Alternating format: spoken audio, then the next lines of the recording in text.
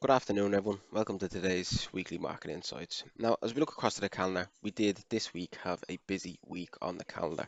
We had two central banks with their interest rate decisions, and we also had the eagerly anticipated non-farm payrolls numbers out of the US.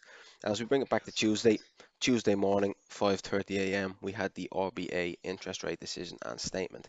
Now, interest rate remained at 0.1%, as it will remain into the future. Now, in the statement, one piece of information that we can take from the statement is that they do plan to continue with the tapering of their asset purchases after early September. Now, this is somewhat surprising due to the fact that we have rising COVID cases across the country in multiple states, causing lockdown measures in multiple large states and large cities across Australia, and that's saying to us that the economy, the country, will need further support from the central bank. Now, if we bring across to the BOE, the Bank of England, the BOE left its monetary policy settings unchanged, keeping interest rates and their asset purchase facility unchanged at 0.1% and £895 billion. Now, there was one member, Michael Sanders, who dissented on the QE vote and was seen as a key factor that provided a lift to the British pound. And in the accompanying monetary policy statement, the UK Central Bank showed a readiness to implement negative rates if needed.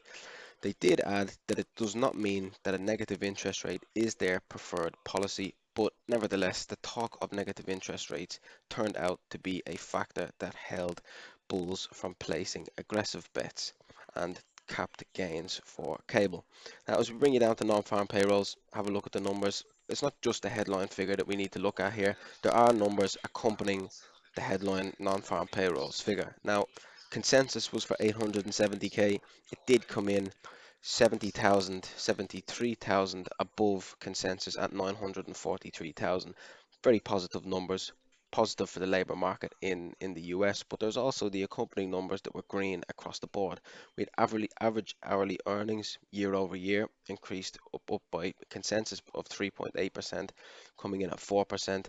We had the participation rate, we had the hourly earnings month over month, we had the underemployment rate, all coming in positive, beating expectations, and the unemployment rate of 5.4%, 0.3%, 0.3 of a percent under market consensus. Now, that is big for the Fed because the Fed's mandate is obviously employment, it is the labor market, but also they have to look at inflation. Now that brings us over to next week, the calendar for next week, to make the number of, we do have inflation. If I can get the calendar up. If we look to inflation next week at 1:30 on Wednesday, the 11th, it is inflation numbers out of the US. Now, with us having such positive numbers out of the labor market today, it does bring these numbers ever more into focus for more guidance on what we can expect the Fed to do going into the future.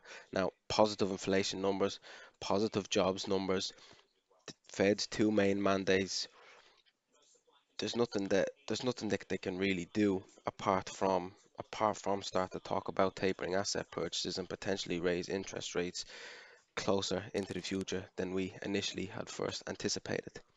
Now, that's all from me today, and please do join us next week for another weekly market insights.